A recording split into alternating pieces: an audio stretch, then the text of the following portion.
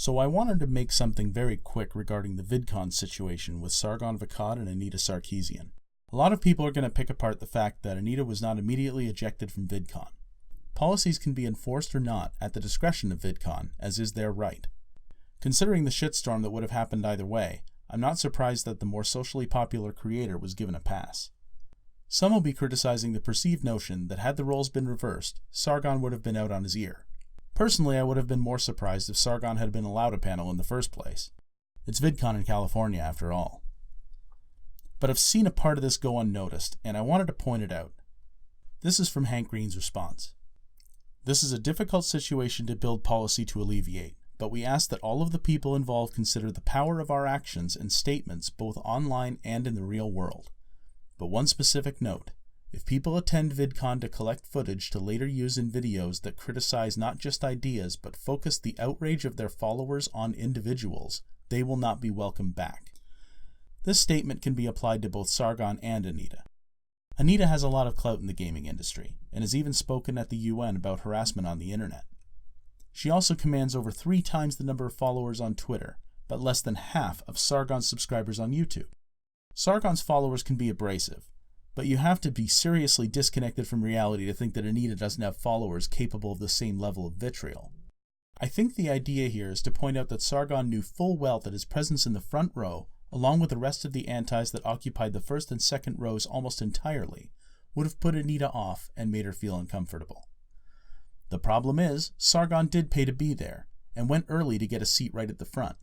Whether you agree with the ethical side of this or not, he had a right to be there.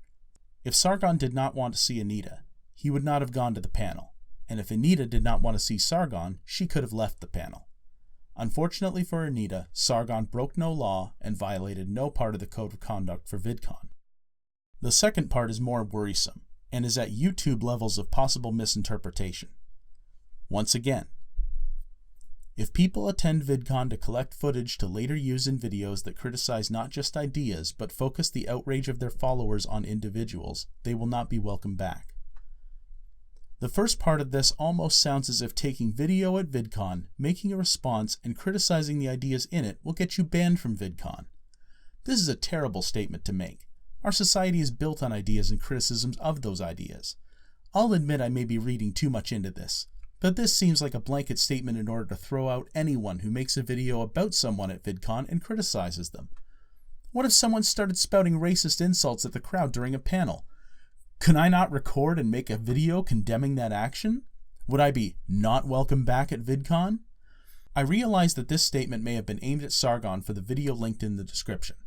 In it, Sargon says to his followers that the public email addresses of Hank and John Green are below, and if you wish to join the petition to have Anita Sarkeesian removed from her Saturday panel, you can send them a respectful email. On the surface, this just sounds like a person having their followers help them out by pressuring an organization.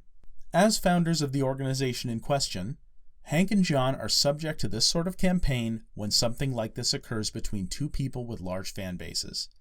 Neither Hank or John Green have directed their fans to write letters or petition anyone that I can see, so I can understand how they could feel that action offensive. That being said, lots of people use their audiences for their own ends. Casey Neistat tried to guilt his followers into voting for Hillary because he hates Trump. Lots of creators asked their followers to petition YouTube for change during the beginning of the adpocalypse. Some have used their Twitter followers to get channels unbanned from YouTube because of bullshit copyright strikes. Saying unequivocally that no one who attends Vidcon may use their audience to send respectful emails to the founders of an organization is self-serving and very short-sighted.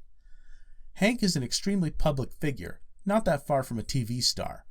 He has to realize that this campaign was not directed at him and John personally, but as the founders of Vidcon, where someone got called a shithead and a garbage human. Who else was Sargon to email to get this rectified? Unlike Anita, he did not have security on speed dial. Could Sargon have handled things better? Sure. Could Anita? Certainly. How about Hank and John Green? I guess we'll find out next year. Thanks for watching. I hope to make some more videos soon. I'll see you in the comments. I'm doing no wrong, and I'm out.